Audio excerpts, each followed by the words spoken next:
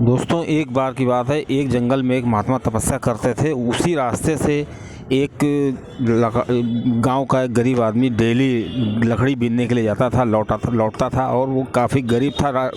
जब महात्मा बहुत दिनों तक ये देखते रहे उसकी हालत, तो उन्होंने उसको सलाह दी कि तुम उस जंगल में थोड़ा आगे क्यों नहीं जाते हो, जहाँ पे चंदन के पेड़ लगे हैं, वहाँ की लकड़ी लाओ और आराम से अपना जीवन यापन करो। तो वो जंगल में कुछ आगे तक गया, लकड़ी लाया और वो 2-3 दिन तक जंगल नहीं आता था। उसके बाद उसका क्रम चलता रहा, तो महात्मा ने उसको सलाह दी कि तुम थोड़ा और आगे क्यों नहीं जाते हो, वहाँ तो चांदी की खदान मिलेगी तुमको।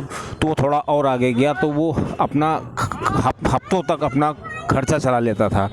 उसके बाद इसी क्रम के आगे उसी महात्मा ने जब उसको कई बार देखा कि वो हफ्ते के बाद आने लगा, तो उसने कहा तुम थोड़ा और दूर क्यों नहीं जाते हो। तो वो थोड़ा और दूर गया, तो वहाँ पे उसको सोने की खदान मिली। इस तरह वो महीने भर का राशन या 2 महीने का राशन जुटा लेता था। इसी क्रम में महाराज ने उससे कहा कि तुम थोड़ा और आगे जाओ तो तुमको हीरे की खदान मिलेगी। तो वो हीरे की खदान लेके के पास गया और वो सालों नहीं आता था और अपना खर्चा चलाता था। उसके बाद उसके महात्मा ने उससे कहा कि उसने महात्मा से पूछा कि महात्मा जी, अगर हम इसके और आगे जाएं तो क्या होगा।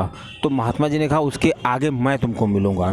तो कहा आप मिलेंगे, कहीं हाँ, तुम ये सोचो कि मुझे सब मालूम है, लेकिन फिर भी मैं इन चीज़ों को नहीं ले रहा था, क्योंकि ये जो चीज़ हमारे पास है उसकी नज़र में या उसकी तुलना में ये तुच्छ चीज़ें हैं। इसलिए मैं ईश्वर का ध्यान करता हूँ, यही सबसे बड़ी दौलत है।